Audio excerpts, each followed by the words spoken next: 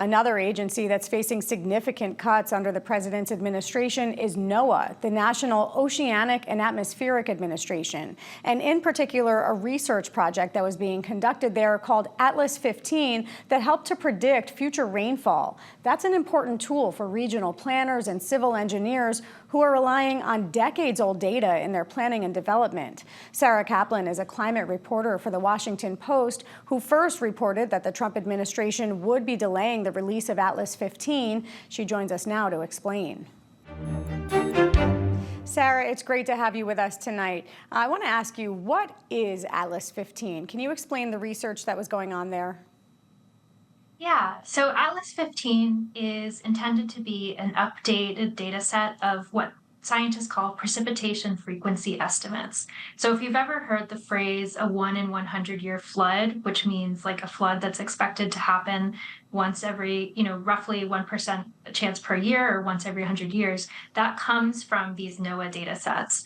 And scientists have known for decades that the chance of these kinds of rainfall events is shifting because of climate change. And so Atlas 15 was going to update the precipitation frequency estimates for the whole country based on historical observations, and it was going to include an extra forward-looking data set that would tell us how those estimates could change in the future. How would that impact regional planners, civil engineers? How would that impact their work?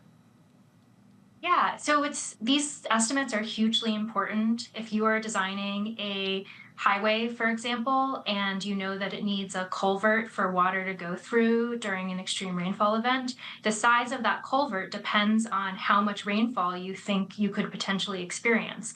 And so civil engineers will look to the NOAA data set to answer that question. If we're designing to be able to withstand a 100-year rainfall event, you want to make sure that you are using the right numbers. It's also used by floodplain managers to understand, okay, what's the area that could potentially flood during heavy rainfall, all kinds of uses. You broke this story that there was this announcement that the project was being put on hold. What was the explanation that was given as to why?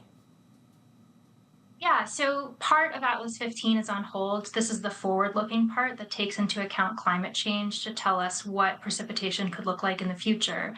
And officials within NOAA told me that it was intended at, Commerce Secretary Howard Lutnick had ordered a review of that component to make sure that it was, best serving the American people.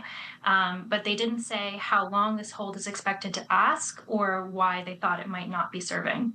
You mentioned part of the project is on hold. Explain Volume 1 and Volume 2 and what is being released.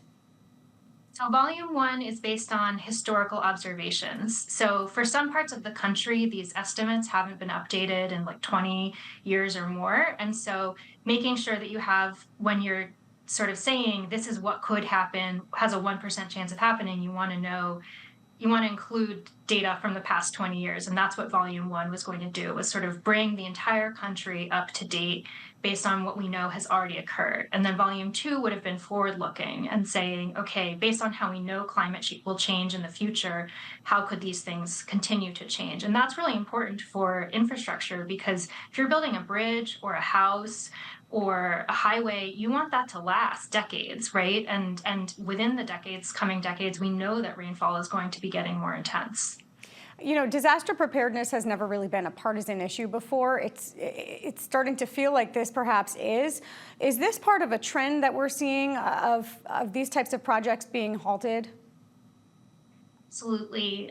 We have seen the Trump administration cancel or defund a lot of pretty much any research that has the phrase climate change in it.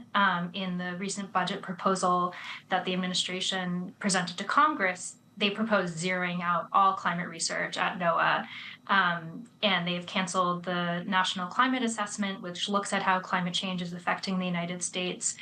So this definitely reflects, I think, the administration's, it's part of a pattern of the administration kind of putting a hold on climate research. Well, thank you so much for your perspective. Terrific reporting. Great to have you with us. Sarah Kaplan, climate reporter at The Washington Post. Thank you. Thank you.